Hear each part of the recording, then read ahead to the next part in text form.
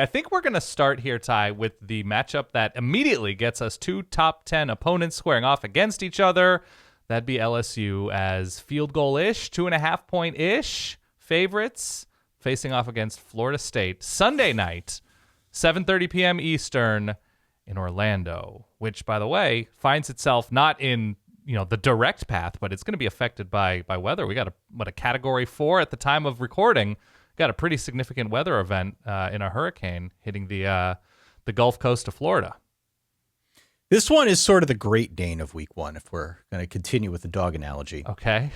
We're recording this on Wednesday at noon, obviously live on YouTube for those of you who are watching. SolidVerbalLive.com, yes. Can't make it this week. Come on out next week, Wednesday at noon. We're going to do this every Wednesday. 76% of the bets right now, and 83% of the money is on LSU. Okay. Notably, LSU tackle Maason Smith won't play in this game because of a one-game suspension from the NCAA, NIL-related or pre-NIL-related. It's kind of BS, to be honest with you. I agree. Kind of BS. He has a bum ankle as well, but all the same, yeah, it's kind of garbage. When we did our conference previews weeks ago now, 6 weeks ago, whatever it was, you were assigned both LSU and Florida State. We both looked into them because obviously they're top 10 caliber teams, but you did the deeper dive of both. Mm-hmm. What is the case for LSU in this game? What is the case for Florida State in this game? Hey, real quick, thanks for stopping by. Now would be a terrific time to subscribe to the Solid Verbal for college football videos all season long. Well, look, LSU top to bottom has become so much better than even where they were last year when they played this game, and they played each other to basically a dead heat. If you remember, the special teams miscues are what doomed LSU in this matchup last year. And so, to me, the story with LSU is the offensive line has been completely rebuilt and might be the strongest unit on this team, if not on the field. This LSU offensive line is quite good. Right. You're getting more pop out of receiver. They've recruited quite well there. The running back situation isn't great, but Jayden Daniels provides continuity. And then on defense, outside of Maason Smith, it's Jordan Jefferson, familiar name, different guy though, transferring in from West Virginia, so he'll take his place, presumably, on the defensive line. And then, new corners from the portal for LSU. And then, look, the story of stories for LSU, above all of that, is they have the most dangerous wrecking ball in the country, Harold Perkins, Harry Perky, we call him. And so the case for LSU in this specific game is Jayden Daniels plus an aggressive, stifling defense plus an offensive line that should keep him upright. And everybody claims that LSU is going to be more vertical and take more chances, that there is just too much speed in too many places for Florida State to handle. That's the case for LSU. What about Florida State? The case for Florida State is, to me, slightly, by the razor thinnest of margins, slightly more easier, because I think I give the edge to Florida State here. And I give the edge to Florida State, and it's not a Maason Smith thing. LSU has a bunch of good defensive linemen. It's Florida State at the moment has slightly more ways to beat LSU than vice versa, in my mind.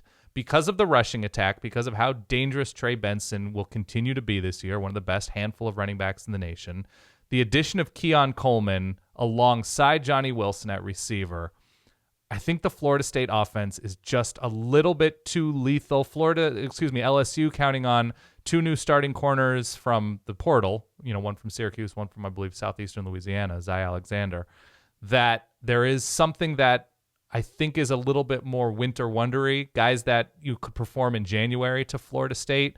And so I am just a little bit more keen on Florida State's offense, more keen, Jared Verse and the Florida State, especially that defensive line right now, that I think that's the combination. Obviously, there's a reason this is a 2.5-point game, in the desert. That's where I give them the firepower advantage. And to me, that's meaningful. So I'm going Florida State here. And it's in Orlando, so presumably, LSU travels like crazy, but that to me is the difference, that I think Florida State ultimately might be able to run the ball a little bit too much on LSU. Yeah, look, this one's basically a pick 'em. It's 2.5-point spread. Yeah. You got to forget the spread. Throw the spread out. Throw the spread out. Yeah, it's who you like more. Both teams last year won 10 games. Both got better in the offseason, which I think is notable. I just like Florida State more. I agree with you. Pretty much the entire starting lineup is back. And now they're bolstered by even more talent. Even some late transfers like Keon Coleman, who you mentioned, from Michigan State. He might be scary good. Yeah, I mean, we've been getting emails about him, and the season hasn't even started yet. So if he lives up to the hype, yeah, he could be really, really good in that system. Games like these, though, often come down to line play. Yeah. And I do think it's also notable to point out that Florida State is no longer a laughingstock along the offensive line. Some of us are old enough to remember. And when I say that, if you're 3 years old, you're old enough to remember when Florida State had a really crappy offensive line, and it didn't seem like there was much hope in sight. But very gradually over the course of the last few seasons, they have built up that line play to the point now where it's a strength. Last season, it got to the point where it was pushing up against like that bottom tier of elite. So they've gotten very, very solid in the trenches, and I think that has been a springboard to help unlock further potential for this team. And it's part of the reason why I like them so much this season. The talent as a whole along that line is probably the biggest issue. The talent as a whole on this team was probably the biggest issue. And Mike Norvell very, very gradually has found a way to solve that one as well. So I just feel really good about where Florida State's at right now. I've got this one at 28-23, Florida State.